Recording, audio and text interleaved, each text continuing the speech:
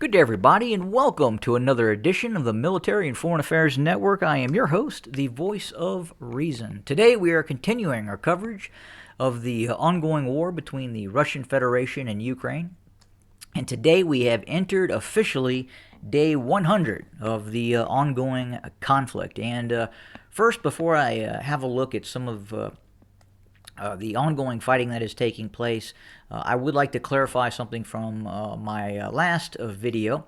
I had stated that, incorrectly stated, in fact, that Ukraine would be receiving the MQ-9 Reaper long-range strike drone. That is incorrect. So initial reports that I had received, that was probably going to be the case. But what we understand now is, in fact, that the Ukrainians will be receiving the MQ-1C Gray Eagle. So very, very much similar systems in terms of capabilities. Obviously, the Reaper has more of an extended range, and it's used by the U.S. Air Force and some of the intelligence agencies as well. The Gray Eagle that the Ukrainians will be receiving, especially in terms of usage by the United States, it's mainly used by the U.S. Army, and each division inside of the U.S. Army is now operating a company element of between 9 and 12 of these Gray Eagle drones. Now, you'll see some reports that indicate the drone has a range of 200 to 250 miles. Actually, the drone does have the ability to go upwards to 1,000 to 2,000 miles and loiter well over 30 hours in the air. Now, the U.S. military, for U.S. Army purposes, specifically uses the drone within that 200-mile radius from the division operations area, so to speak. So it's really designed as a battlefield support system for the U.S. Army. But again, as I talked about before, the theoretical possibility that the drones could be controlled by external groups such as the United States inside of Ukraine, or other NATO nations from outside of Ukraine, is still very much a possibility, even with the Gray Eagle. So ideally, what the Ukrainians would use these for is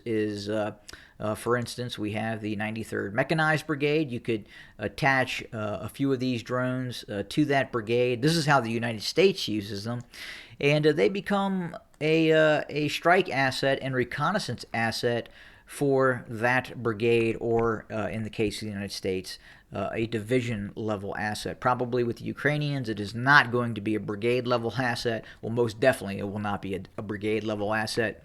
It will be a corps or a theater-level asset for the Ukrainians. But you have to understand, these drones, especially the Gray Eagle, the Predator, the Reaper, they're not that far away from each other in terms of capabilities and the way they look. The Gray Eagle, for someone who is not really very well educated in the various types of drones, if you were to see a Gray Eagle, or you were to see a Reaper, or you were to see a Predator, you really wouldn't be able to tell which one was which. They have very similar radar cross sections, and their size is very similar. Obviously, the Reaper is a bit bigger, but by and by, Reapers, Predators, Gray Eagles, very, very similar in capabilities, except for payload and some certain range aspects as well. But I don't know how many of these would be given to Ukraine, and I believe that at least initially, depending on how many are given, it's not going to have a great impact on the conflict, other than upsetting Russia even more about the prospects of some of these advanced weapon systems being deployed to Ukrainian forces.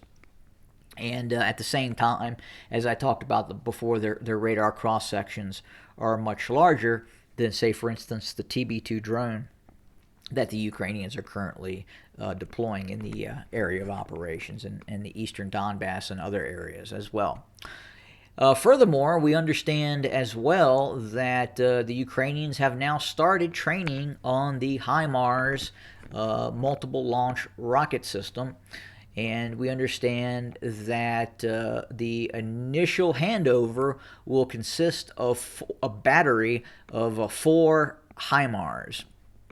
So again, not probably going to bring a lot of change in terms of what it's going to bring to the battlefield. It is not going to change the battlefield environment. We still don't know what sort of munitions will be handed over. In all likelihood, we're looking at first the unguided 227 millimeter munitions, possibly the guided 227 millimeter with that 40-mile range. But then the real question is will the U.S. hand over the ATACMS, as I've talked about before, and that's that ballistic missile system that the HIMARS can also fire. As opposed to 6, it fires 1, but very, very great distance and very, very precise. It seems right now that the Ukrainians are only getting either the guided or the unguided 227 millimeter version of the HIMARS, the munitions in the 227 millimeter category. But that's what we have for right now in terms of the weapons delivery and the prospects of those drones also being delivered, and not a lot to report on the battlefield front. We're still continuing to see the same sort of tactics and strategy being utilized by Russian forces. I would say at this point, as I talked about before, the Russians are really controlling the tempo, and they're also controlling the clock in terms of the war. The Ukrainians right now, in all probability, because of the heavy use of heavy artillery and some of these long-range rocket systems that the Russians are using. The Russians have more of these systems than the Ukrainians. The Ukrainians are also starting to run out of munitions for these systems as well, which is creating another issue in which the Ukrainians are really kind of looking at counter battery fire and maybe not using some of these artillery systems as much to shell and attack Russian field units as much as they previously were. But the Russians, on the other hand, are continuing to bombard Ukrainian forces along roughly well over a 500-mile front. And the fighting continues mainly in the east, in this location, running from Izum over here where my cursor is kind of circling, and running all the way along to Severodonetsk, and the Russians, in all probability, control more than this map is indicating, and then all the way down to towards Donetsk, and you can kind of see the force disposition. The Russian strategy remains to be the same: degrade and destroy Ukrainian forces in the field, degrade and destroy their supply lines. I believe the Ukrainians would like to see the Russians maneuver more, as that is when the Ukrainian anti-tank guided weapons teams and some of these systems that the Ukrainians have, such as the Stunka, Javelin, In-Law, and a host of other systems that have been delivered to the Ukrainians, have proved effective against Russian armored formations. But the Russians aren't really doing that right now. When they do maneuver, they're maneuvering with caution, and they're maneuvering only after the preparatory work has been done by Russian field artillery, long-range rocketry, and tactical air assets and cruise missile strikes as well. But that's pretty much the news we have for today. Not a lot going on outside of kind of what we've been seeing. I do anticipate that in the future we will start to see a uptick in Russian maneuver operations. No one can rule out just what the Russian war goal and war strategy is at this point. Some say it's just to capture Donetsk and Luhansk. And others say it could be more than that. It could be the seizure of all areas to the east of the Dnieper River, the main body of water that separates, cuts Ukraine basically in two along this route here. And then there's some that believe that still that the Russian intent is still to eventually capture Kiev.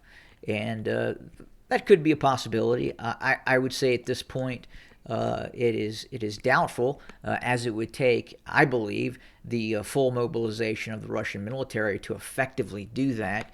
I would say that the Russians seizing everything east of the Dnieper River is not outside the realm of possibility, but I would say it's much more narrow right now than it was at the beginning of the conflict. Maybe if the Russians had employed a different strategy, as opposed to that rapid advance on Kiev, which obviously caused the Russians a great deal of casualties and a destruction of a great deal of Russian morale in that area of operations.